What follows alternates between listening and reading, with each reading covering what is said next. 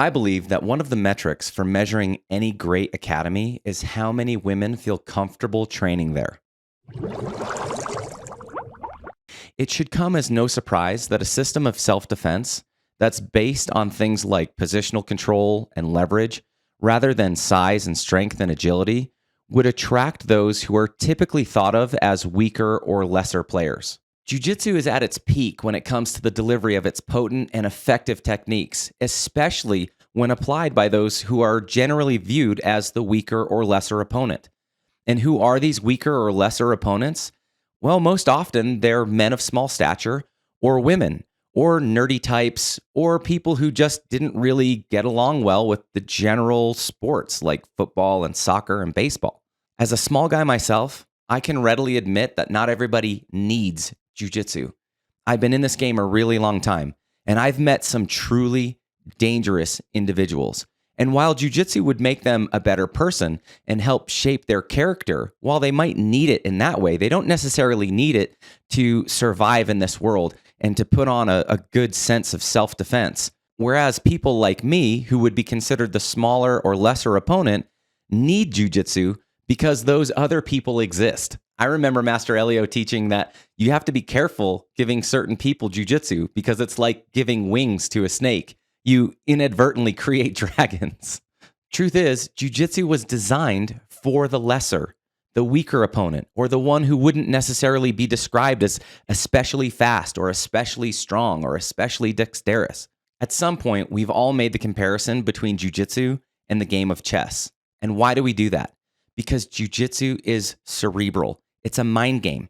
And when I can get my mind and my body working in chorus to produce techniques that are effective and potent, that's when the real magic of jiu-jitsu happens. And that's exactly the point where the Davids triumph over the Goliaths. Our female compatriots make up almost 30% of the entire jiu-jitsu population. And that number is growing year after year because more and more women are discovering that unlike other martial arts, Brazilian jiu-jitsu is a viable and realistic form of self-defense.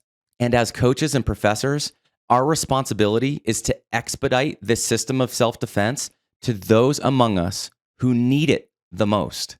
Like you, I'll happily share this art with most people, but there isn't anything more gratifying than hearing a small man or a woman say something like, "I never thought this was possible. I never thought I could do something like this. I never thought this sport was a viable possibility for me." And that is what makes jiu-jitsu so special. When you see somebody earn and achieve and get this confidence that they never had before, something they never realized that was even missing from their life, all of a sudden they feel more confident and stronger than ever. Master Hickson calls that invisible jiu-jitsu, the jiu-jitsu we carry without having to demonstrate our good jiu-jitsu. It's that confidence that comes from the inside that we automatically put out on the outside. If women feel safe at your school, the chances are you're already on your way to having a great academy because you've already done the hard work of teaching your men how to play for real, how to train for real without being smashy or overly aggressive. Every student deserves a healthy training environment where they can practice their technique without being shut down by other people saying, "Well, this is what I would do in real life." And that's a hard thing to do for any coach or any professor. It takes time, it takes purpose, and it takes intentionality. Just think about the environment that we create in the process of learning. Nobody grabs a skateboard and heads out directly to the X Games. Instead, they take years and years of time to refine and hone in their skills. It's no different for jiu-jitsu. Your students need the time and the space to develop their skills, to practice in a way that they're not fighting for their lives. They're simply practicing. For that reason, I don't think that it's wise to have your female students partnering off with your white belt students, especially your newest white belts or your heavier guys. Like everybody else, these guys are still learning how to control their body and control their weight. And frankly, they're not very good at it yet. And I don't know about you, but I've been injured way more often by white belts and blue belts than anyone else on the mat.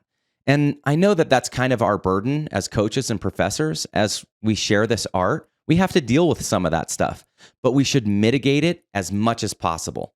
I mentioned this before, but it bears repeating. Your academy should not be a dating pool for your single students. And when you see that stuff happening, you need to quash it as quickly as possible. Listen, I get it. Boys like girls, girls like boys. There's no getting around that. And I also understand that we're not their parents, that we are their coaches, we are their professors. And Lord knows it's really hard for people to meet each other these days. Add to that the fact that a lot of us who've been in the sport a while probably know a few people who met on the mats, got married, had kids, and living really happy lives. Honestly, that's a rarity. And nobody should come to your classes for the sole purpose of meeting other people. Simply make it known that you disapprove of dating within the academy, and the students who desire to show you honor will present themselves. As soon as you have a female student who has earned your trust, ask her to host a girls only class and give her everything that she needs to succeed in that endeavor. There's nothing wrong with co-ed training, and we encourage that. However, the vast majority of jiu-jitsu players are men. And so it's nice. It's even appropriate for women to have their own space. Furthermore, if new women are going to join your academy, the chances are much higher that they'll be more willing to go to a female-only class first instead of going into a co-ed class that's dominated by a bunch of men. Listen to the women that are at your academy and check in with them regularly. They need to have the freedom and the space to avoid training with whoever it is that makes them uncomfortable for whatever reason that they might make them uncomfortable. Now, you can just build that right into your culture. At our academy, for example, anybody can change partners with any person at any time for any reason. And it's a natural part of how we train. And so it never comes across as weird or uncomfortable. Remember when I said that we're not the parents of our students? Well, in the ecosystem of a jiu-jitsu academy, you certainly have the role of a parent or a guardian. So what you must remember is that what the parent allows in moderation, the children will do to excess. So be careful, first and foremost, of your own example and also what you allow within the family. But what about you? What are you doing at your academy to make it more co-ed friendly? Drop it in the comment section below. As always, thanks for watching. Happy training, and I'll see you on the mats.